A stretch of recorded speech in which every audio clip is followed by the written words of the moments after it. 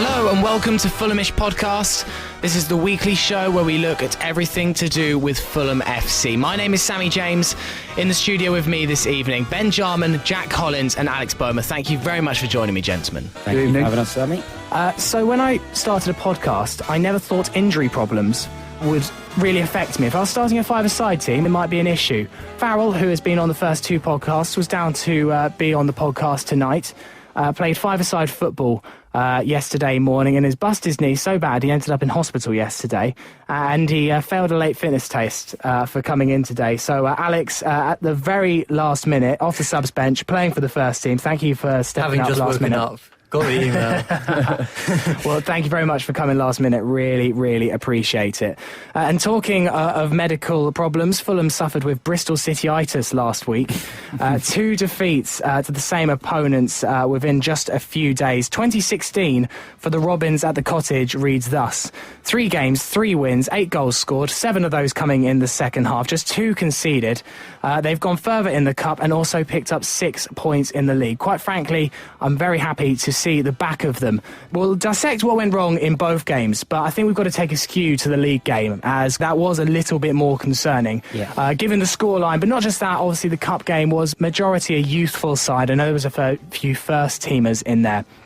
So we'll look at that game, but first of all, let's go straight into the league game. So much to talk about. Gents, start your engines, because I think we're going to be in for a long ride. Who wants to go first at telling me why they think Saturday just went so horrifically wrong? The problem is, I think that we didn't actually play that badly, which was the first kind of sign of a real problem for me. Because, you know, we dominated the first half, as we can all say. We conceded a sloppy goal on the break. And then it all just sort of fell apart. It was almost easy pickings. And I think they showed us how to play a 4-2-3-1 effectively. It was a lesson in football in terms of how that worked. So you wouldn't surely go as far, though, to say that Bristol City didn't deserve to win? No, not at all. They were much better than us. But it was just a case of them being a better side than us, I think. It was what it came down to. Well, certainly, Ben, a side that has 22 shots, albeit 2 on target, can't be that bad. What is going wrong? We seem to be creating the chances, but we're just not finishing them. Is Chris Martin all to blame? I don't think so, no. I think going back the other way in terms of defending properly is what we leave ourselves too exposed, especially in terms of fullbacks. You know, you see Sessegnon bombing up and down every single home game. Then on the other side you get Adoy doing the same thing, and essentially all they're doing is leaving Scott Barker and Kevin McDonald exposed the whole time, which is something we briefly discussed last week about how immobile they are. And I think the fact that McDonald got sent off so blatantly in a one-on-one situation just rams that point home, really. If you're going to have play 4-2-3-1, you've got to have one sitter and one runner, in my opinion. Also, I think if we're attacking, we've got Parker and McDonald, neither of whom, I mean, they're very good, they're good in possession, but neither of them are very quick. So if we lose the ball, tracking back's a problem. And Sessegnon and Adoy are too far forward to get back in time. So usually, as we saw with the Bristol City game, they've got Freeman and Patterson. If any team's got good wingers and they use them properly, they will get a lot of joy against us. Yeah, Fulham in possession are fantastic to watch. They pass the ball around well, especially first half against City in the Cup. Out of possession, Fulham at times are terrible. Their positioning's all over the place. They don't squeeze high. They don't maintain position. We don't really do anything. They don't do anything. Yeah, you're right. We look quite static at times. Like no one takes the initiative. Yeah, I mean, far be it from me to tell Jokanovic what to do. Go on, try your best. But it would be interesting to try Malone as left back with Sessegnon as left wing.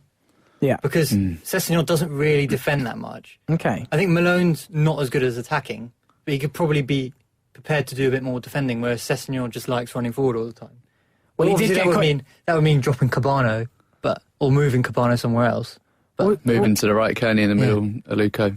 Well, we're certainly devoid of riches. It's not like we haven't got enough players. We haven't got an injury crisis or anything at the moment. He's got plenty of options, but he's just... Do you think it's a case of he's just not quite picking the right personnel at the moment, or is it the system?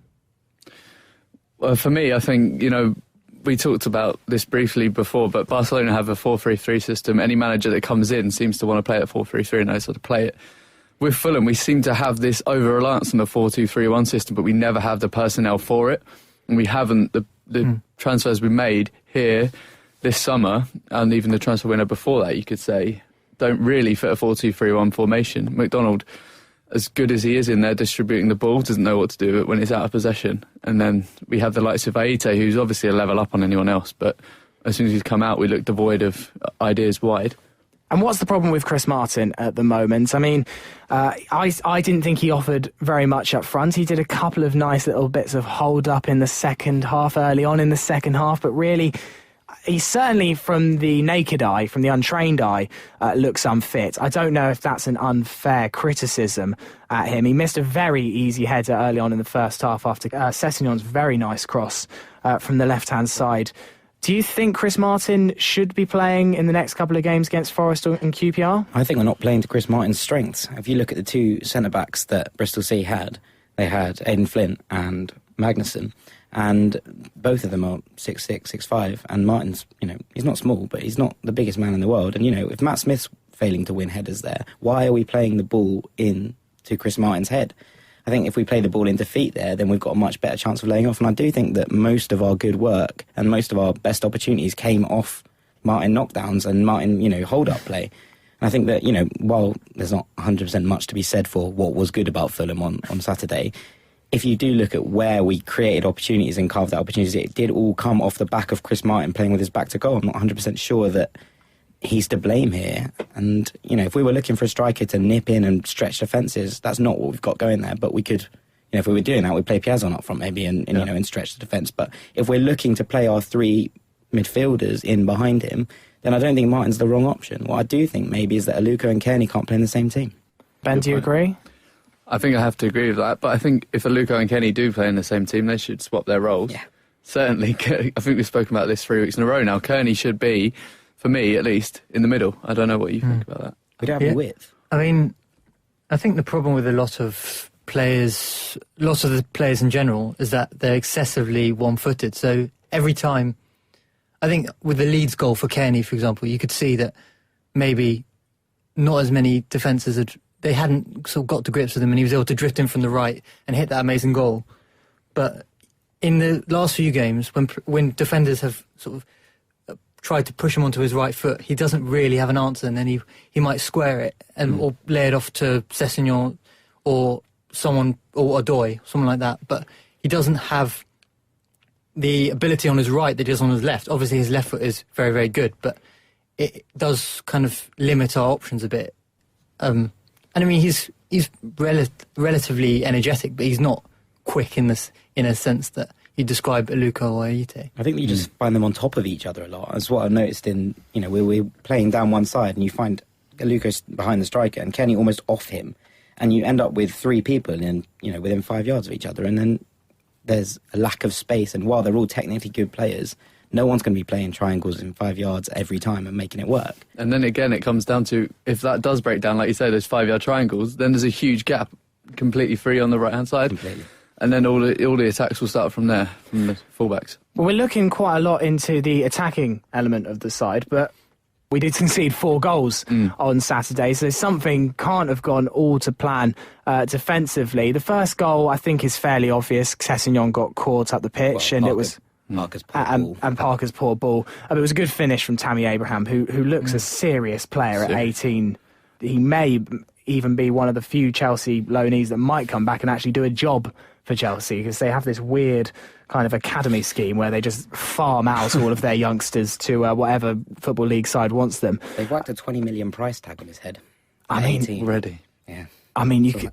It's justified though. He's already, scoring a lot of goals at the second tier. A goal level. a game, pretty much. He's 18 years old.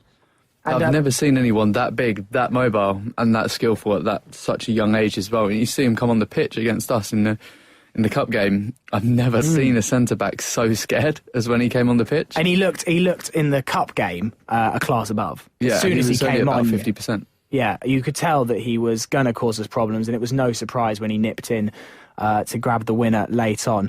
But anyway, defensively, obviously, I think we know about the first goal, but the second, third and fourth, again, 2 of them at least came from breakdowns in midfield.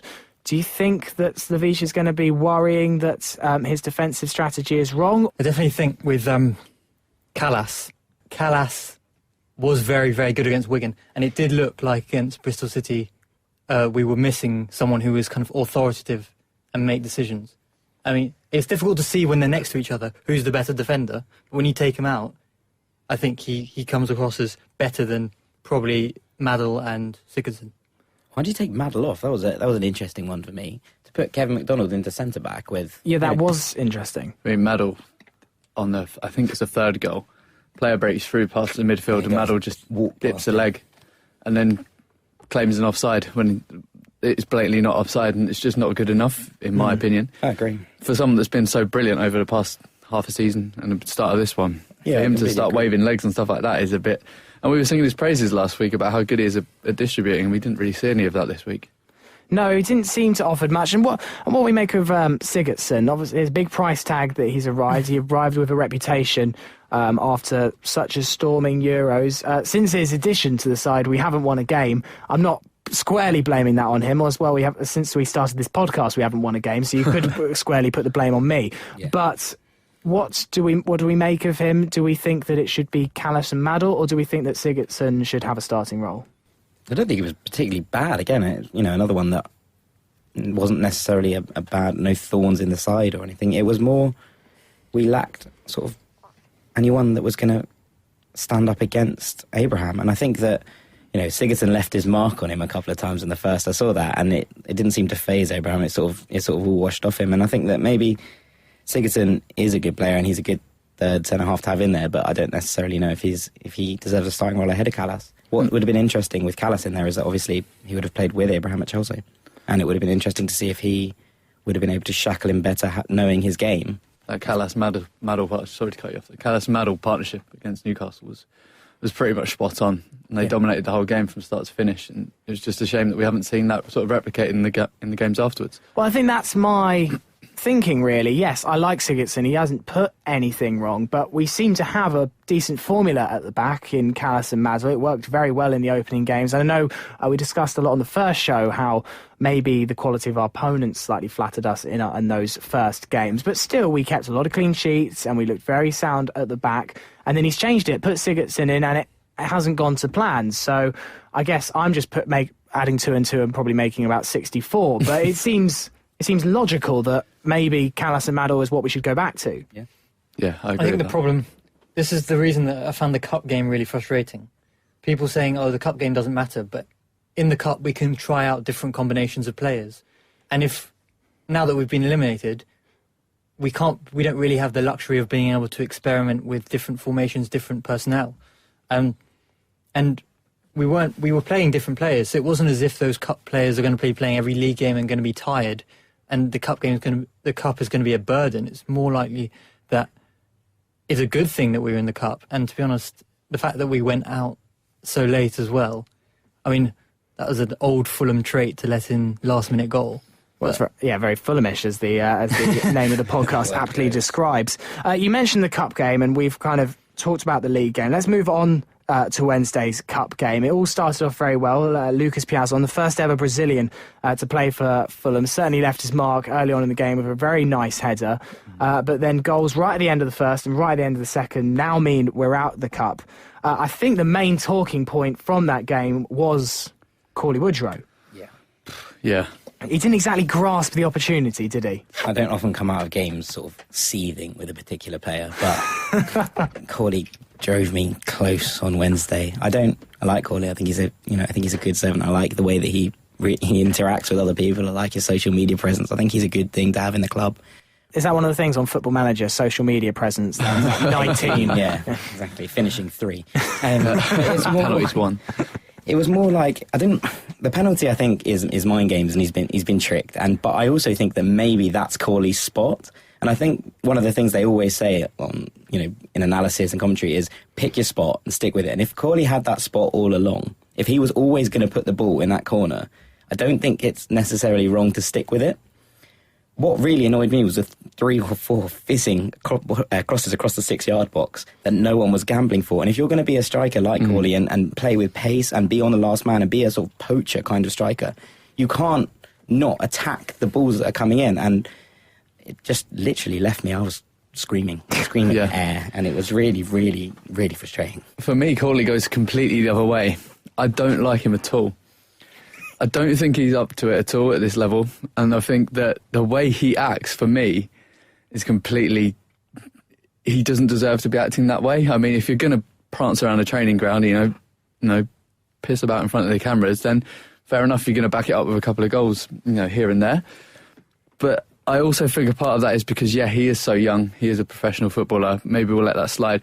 But also the fact that he doesn't know which kind of striker he wants to be. Completely. Mm-hmm. Does he want to be the guy that is going to hold it up like a Chris Martin or a Matt Smith, or does he want to be the guy that's going to be tricks and flicks? I don't think he really knows, or Jukanovic isn't giving him that sort of impetus to choose a path to go down. Yeah. This is the left field thought. Is he a striker? He's still young enough that he could potentially move into the midfield. Maybe he hasn't quite got it to cut it up front. He does. He in the cup game, he did play a lot of balls out wide and sort of spin off, bring the fullbacks in.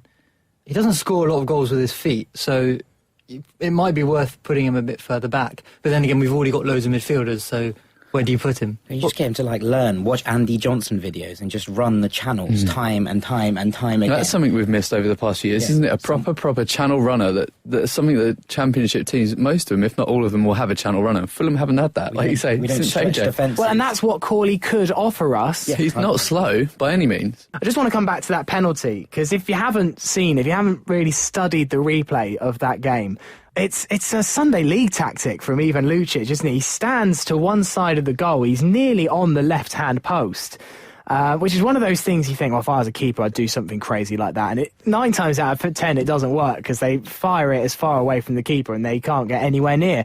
But he really fell for it. And the one thing I noticed when he was taking that penalty, and this is something I think that England do in major tournaments, it looked so important for him. He looked so nervous. He kissed the ball. I mean, it's the third round against Bristol City in the EFL Cup. And he kissed the ball and he just please go in. And he's looked so worked up, so anxious. It was, surely by now, I know he's not, it's not his first season. It's not his first cup game where he really needs to score this. His family's in the stands and he gets a professional contract, whether this goes in or not. That to me seemed a little bit amateurish, for want of a better word. He's an under-21 international of more than 5 caps as well, so he should be a little bit more experienced than that. The naivety is that, he's still just over 21. He's 21. He's so 21. The thing is that he's still young. He is still young, but he's also not as young as I think we think he is. Yeah. He's not still a kid come up through the academy. And while I like Cauley, I think that if we'd signed Cauley and he was from a different, if we just signed him 2 years ago and he was German, let's say, Cauley would have nowhere near the level of support that Cauley does. Yeah. It's because he's young and homegrown and English, and people like the idea of having young homegrown English players. But It would be lovely. It would be lovely if he went like and him was to the be reason. He scored 25 goals, he got his promotion, and he was cast in bronze outside the stadium. I'd love that. It's a bit of Dan Burnism. Yeah. This whole problem. He's with Marmite because he's one of our own, essentially, out of the no academy. one wants to criticise him, but actually, when you do things wrong, you have to be called out on it. And I think maybe Cauley needs to go out on loan to League One, bang in 20 goals for a season, and come back full of confidence and able to actually step up his game, because I don't think he's made that leap yet from the youth ranks to a senior. It was against Crystal Palace, our last game in the Premier League, wasn't it, when he scored his first senior goal? Yeah.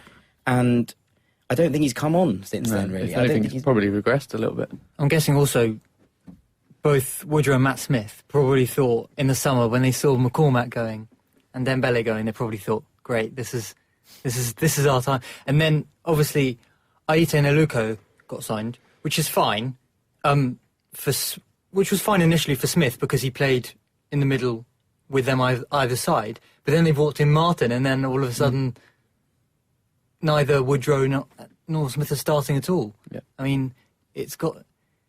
They're probably thinking, well, we had our big opportunity in the first month of the season, first 2 months, to sort of stamp our authority, and it's kind of passed them by, whether that's because Jukanovic prefers other strikers, or because Smith, I do think last season, in games coming on, he was a real threat, but he's viewed, even though he scored the winner against Newcastle, he's still viewed as a sort of plan B sort of striker. Well, it's 5 games without a win in all competitions. That could become 7, really, with 2 tricky games coming up tomorrow night, as it is now, against Nottingham Forest, and then the big one on Saturday against QPR. Do you fear the worst, that we could go 7 without a win? And surely then, 7 without a win in this league, Slaviš's looking over his shoulder. I think he's earned his credit in terms of... I think that as well, but I agree with when you. you get to that... Yeah, 7 on the trot, and you start to think, what's not working here. We also... The thing with, going back to that for a second, Smith and Martin, is when you put these 2 strikers on last minute as a plan B, we don't have any width. We don't have any wingers. We've got George Williams out on loan, who, obviously isn't the finished article by any means, but he is an out-and-out winger. He's a hug the touchline, swing the ball in winger. And if we don't have wingers that are going to swing the ball in, what's the point bringing on 2 big strikers? Because they're not going to flick the ball on and win, the foot race. No, and then there wasn't really much of a knockdown option. So just looking, though, again, ahead to Forest and QPR, we don't have a very, very good record against Forest. Do you see much change in our fortunes coming around? I don't think we'll do too well against Forest because we're not a particularly good away team as it is. I think we could probably beat QPR, though. I mean, they're a bit as inconsistent as we are in terms of results recently. I think Jimmy Floyd Hasselbank as a manager himself is quite naive. Going back to Jokanovic looking over his shoulder, I think there's a lot of similarities here between us and the current situation that West Ham are going through, bar paying $2.5 million for a massive stadium every year, tax-free, blah, blah, blah. I think we're quite similar to... I pay more for my flat. Exactly. I think we're quite similar to how they are in terms of they're not having a good run of results. Recently, the manager done something last season that's really encouraging. They've had a lot of transfers in wide areas. They've yet to make it in and bed in, so the team is joined up and is free-flowing. They look quite disjointed. So do we, but I think we can take QPR.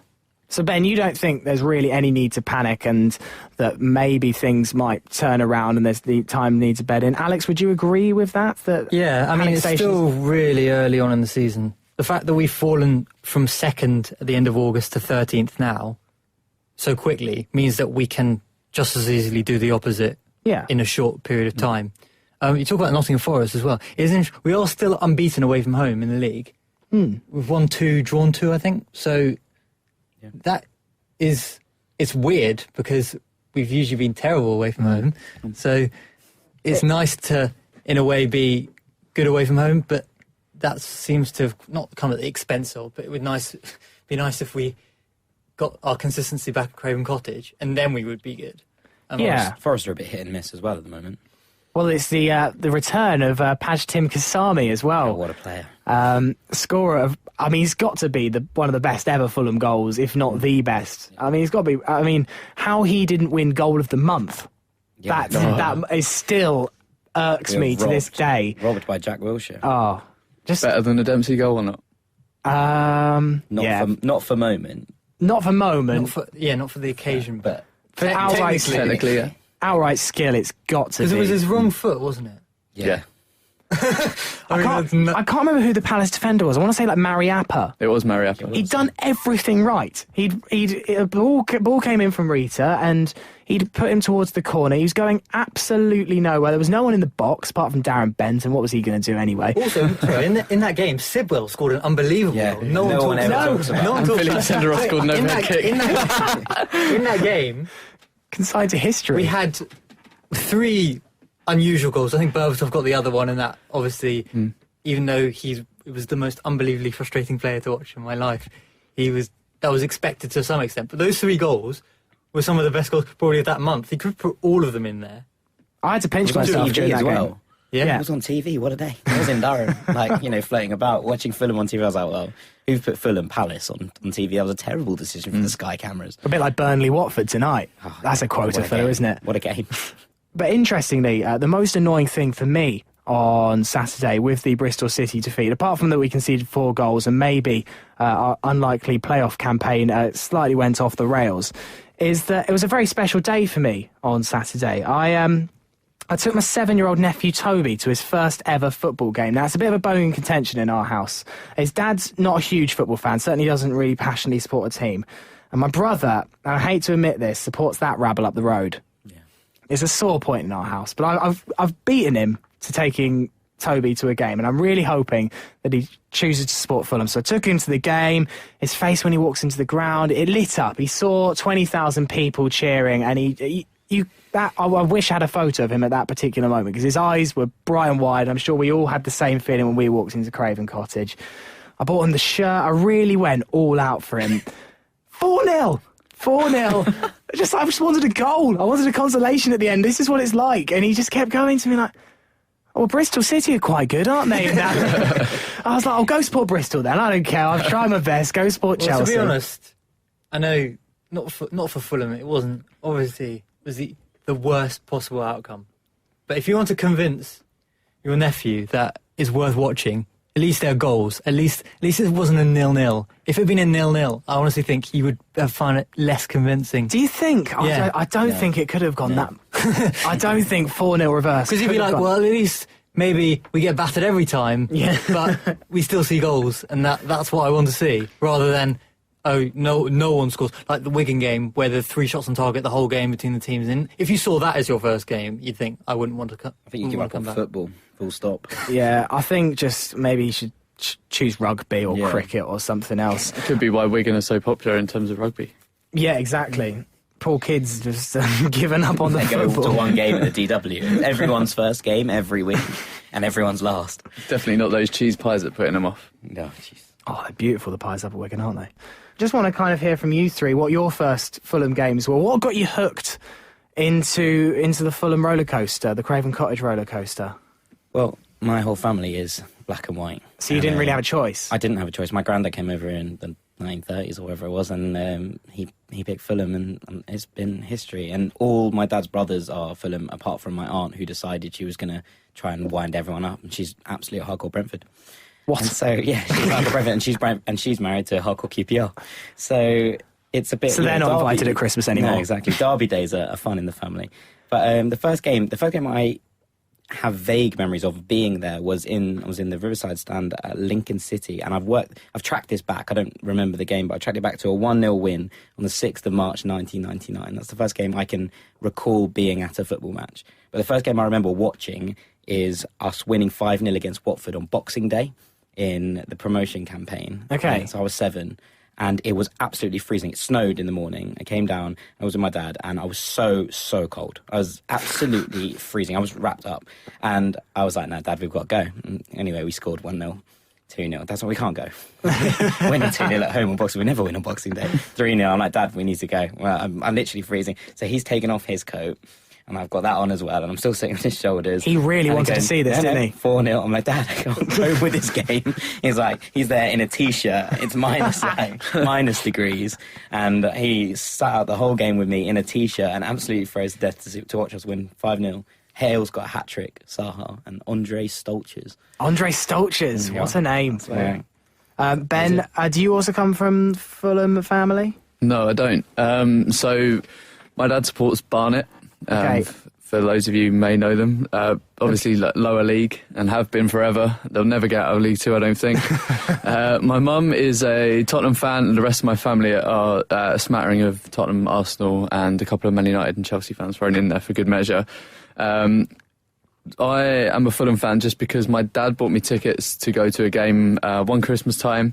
I think it was early January as opposed to like a Boxing Day game. It was against Aston Villa. And it must have been around about -6 degrees. And my dad didn't at that time really know how to get to Craven Cottage, so we walked from Hammersmith, which was fairly lengthy. And I remember coming down the road and seeing the floodlights emerge from above the houses, and then the facade of the Johnny Haynes stand, and I just was blown away by how a football stadium could be so historic, yet so modern. And by that point, it had just been refurbished and stuff like that. And I remember sitting in the tiny wooden seats, absolutely freezing my nuts off, and watching Fulham, I think it was a 3-3 draw with Aston Villa, and just being completely, taken aback by the football on show in the stadium, and the fact that the kit at the time was pretty beautiful as well. So I think that had me hooked, and ever since then I've followed them through thick and thin, and basically have my dad to blame inadvertently for making me support Fulham, despite the fact he's not Fulham. I remember that game. I met Chris Kamara. Unbelievable, Jeff. And Alex, how did you get into supporting Fulham? I think a friend of mine went along to Fulham games with his dad, and therefore I did the same thing. Okay. And we beat Barnsley 5-1. I mean, as much as we don't like to admit that glory hunting plays a part in supporting a club, losing heavily, as your nephew saw, isn't fun, and winning heavily definitely will convince you to come back. Yes. Because you won't say, no, I'll turn it down if you've won 5-1 in the first match. And even if, in subsequent years, I mean, we got promoted that year, so it was the Tigana great football year. Yeah. Obviously, subsequent years are a bit more difficult, but definitely it is a good result that usually gets you into that habit of going. Yeah, and I'm sure it'll be fine and stuff. It was just one of those typical, I specifically picked out Bristol City. I thought, because I thought QPR, maybe, I don't know, derbies can go either way. I thought Bristol City is a good chance for 3 points there, and how wrong I was. We got so many people messaging in on Twitter when I asked what your first Fulham games was. Liam Roberts was actually, his first Fulham game was Bristol City in 1973.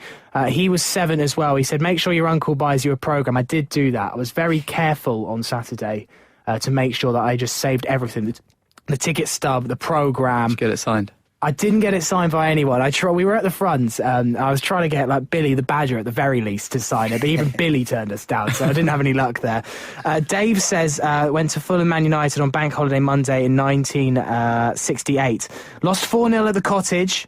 We went down, still a fan. Well, I'm hoping we don't go down, because that's really not going to convince him, but Dave's still a fan after losing 4-0. And Sam, this is amazing. Plymouth versus Fulham in the 95-96 season. Plymouth won 5-1. And he's still a fan as well, so I think I'd really like that to be in Plymouth. I think that one would be much more acceptable if it was much more exciting if it was in Plymouth. that's a real... If you were at an away game and you lose 5-1, can you imagine how many Fulham fans were away at Plymouth in 95, 96? 200 miles to see that. Yeah, I think that would have been less of a sell. So we're going to drive 200 miles. It's like 4 hours Maybe away. it's from Plymouth. And we're going to go see Plymouth Fulham. I've never heard of Plymouth. Heard of Man United. No, we're off to see Plymouth. I wonder what the weather was like on that day. It was raining as well. Pretty much the worst possible combination of factors you could possibly have. Away fixture, losing 5-1, and then it rains. Do you want to know an interesting one about it raining at Fulham and it coming into something good? You know the song Vindaloo? Yeah. It was actually written by Alex James of Blur fame. Right. And Yeah. Keith Allen after he went to see Fulham play away, and apparently it was a 1-0 loss and Fulham were rubbish and it was raining, and Alex James was so impressed with the fact that the Fulham fans were chanting and clapping through the game that he decided he was going to write Vindaloo with Keith Allen, and so that's what the basis for the song was. Really? Bam. I never knew Brilliant. that. I like that, because not many famous kind of football chants start At Fulham. At Yeah. Fulham. They normally start at Liverpool or Wigan lately has been the latest trend. A Bristol City fan tried to tell me that the Will Greg's On Fire was one of their songs. What? And that Wigan nicked it from them. Oh, give it a rest. And they want everything, don't I they? feel like that's nonsense. You've got your 6 points. Exactly. Bugger Off off. you go. Yeah, 64 goals. So it's nearly coming to the end of the podcast. Just a couple of bits of admin to pick you up on. Last week we discussed Jimmy Bullard as joining Leatherhead, and we discussed whether he'd make it as a manager. Well, he's picked up 2 points in his first 2 games as Leatherhead boss. Just 2 more than we've picked up. Exactly, yeah. Jimmy Bullard for manager. Get rid of Savisa. Late equalisers by both Folkestone Invicta and Needham Market, though, denied Jimmy Bullard from a perfect start. Well, that's Fulhamish.